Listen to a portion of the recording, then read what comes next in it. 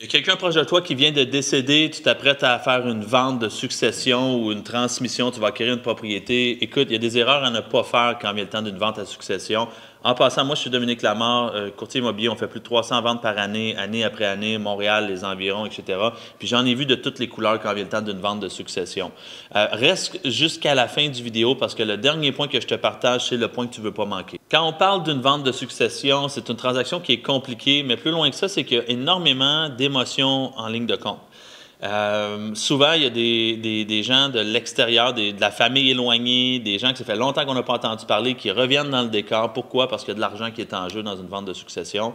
Quand on parle de complexité dans une transaction, on va parler qu'il y a un testament, on va parler qu'il y a des liquidateurs de succession, il y a des gens qui ont plein pouvoir, il y en a qui ont des pouvoirs partiels.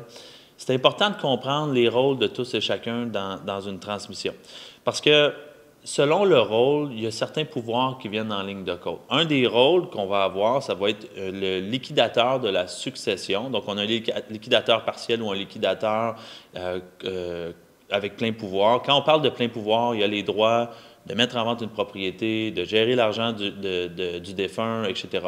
Partiel, ça se peut qu'il y ait des gens qui doivent collaborer avec lui. Donc, il va y avoir plusieurs liquidateurs partiels qui, eux, vont devoir prendre une décision comme étant un comité avant de faire un geste. Des fois, ça arrive aussi qu'il y ait un décès puis qu'il n'y a pas de testament. On ne sait pas qu'est-ce qui va se passer. Bien, à ce moment-là, ça s'en va aux enfants et c'est les enfants qui doivent ensemble, en accord, prendre des décisions puis on a besoin des signatures de tout le monde pour pouvoir faire des transactions. Donc, une fois qu'on a établi exactement c'est qui s'occupe de quoi, je te dirais que l'étape suivante, c'est d'avoir un agenda clair puis établir des protocoles. Parce que quand on parle d'émotions, on parle de gens qui sont attachés.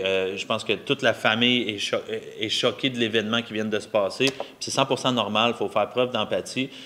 Mais il faut quand même rester rationnel dans le processus. Puis déterminer un peu, ça va être quoi les rôles plus en détail, mais plus loin que ça, l'argent s'en va où? Parce que la première cause de problème dans une vente de succession, c'est l'argent.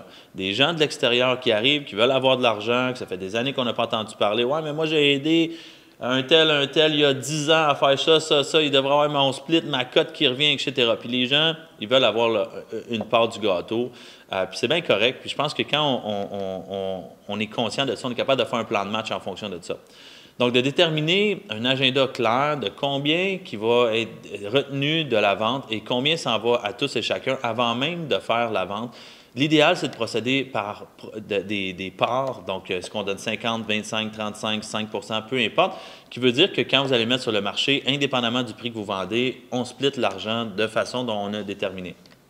Parce que ce n'est pas quand la vente est effectuée que c'est le temps de prendre une entente pour des sommes ou commencer à négocier des montants, parce que le moment d'arriver au notaire va être trop tard. C'est vraiment avant même de faire la transaction qu'on veut établir ça, avoir une rencontre de famille, s'asseoir, laisser l'orgueil de côté, laisser les vieux problèmes de côté et d'arriver puis de s'asseoir à une table et de dire « OK, guys, là, on a ça devant nous autres, là.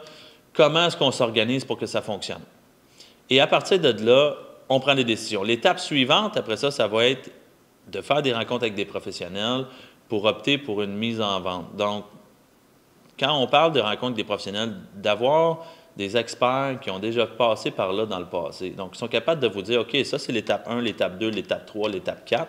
Ils sont capables de te dire, OK, tu es rendu à l'étape 3, on ne peut pas vendre encore. Parce que s'il nous manque tel document, on ne pourra pas se passer au notaire, qui va créer des frustrations chez l'acheteur, probablement des dommages et intérêts qu'ils vont vous demander, etc. Donc, dans un processus aussi complexe qu'une vente de succession, on doit faire affaire avec quelqu'un qui a de l'expertise dans ce domaine-là puis qui en a déjà fait dans le passé.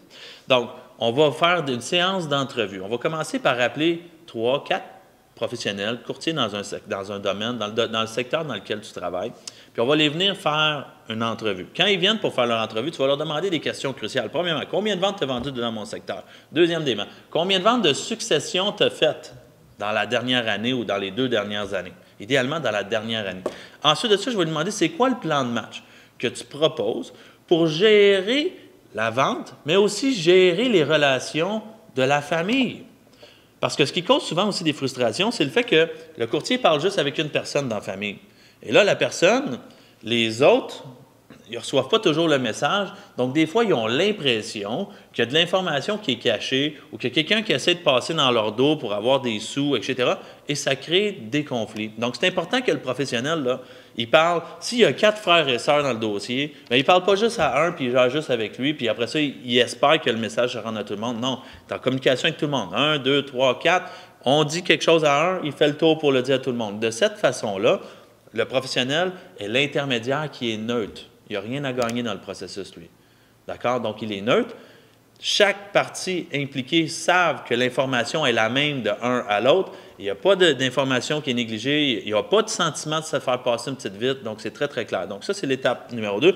On rencontre le professionnel. On demande c'est quoi le plan de match pour gérer la situation de la vente, mais aussi le plan de match pour gérer les émotions de tous et chacun.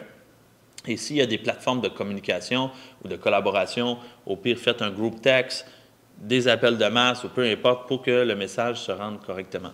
Une fois qu'on a sélectionné notre professionnel, c'est le temps d'établir le prix. Donc, on va établir un prix qui est en lien, non pas avec les rénovations qui ont été faites dans la maison, mais plutôt en fonction des comparables. Qu'est-ce qui s'est vendu? Similaire à la propriété, dans les 6 derniers mois, proche de vous. Et de faire cette rencontre-là, idéalement, avec toutes les parties impliquées dans le dossier. Parce que j'ai déjà eu des cas dans le passé où on fait l'évaluation, on met la propriété sur le marché. Tout est beau. On reçoit une offre d'achat. Tout est beau pour la personne avec qui j'avais parlé. Ensuite de ça, quand vient le temps de faire signer les autres liquidateurs sur la promesse d'achat, on a un conflit et eux avaient des attentes différentes de ce qu'il y en est. Pourquoi? Parce qu'ils n'étaient pas présents lors de la rencontre initiale pour établir le prix. Donc, selon eux, sa propriété vaut plus. Donc, quand on fait la rencontre d'évaluation, vous voulez avoir tout le monde, quand vous faites les rencontres avec les courtiers, vous voulez avoir tout le monde. De cette façon-là, la même information est partagée à tous les parties impliquées dans la transaction, qui fait que quand vient le temps de prendre une décision, on peut agir rapidement, on peut se positionner rapidement et il ne manque pas d'informations qui passent entre des chaises. Quand la vente se concrétise, que vous avez une offre d'achat, que c'est finalisé, préparez-vous tout de suite à l'avance, pas dernière minute. Assurez-vous d'avoir votre avis de décès. Assurez-vous d'avoir le testament et ou les procurations et ou les mandats homologués qui vous donnent le droit de passer à l'action puis de signer au nom de tout le monde.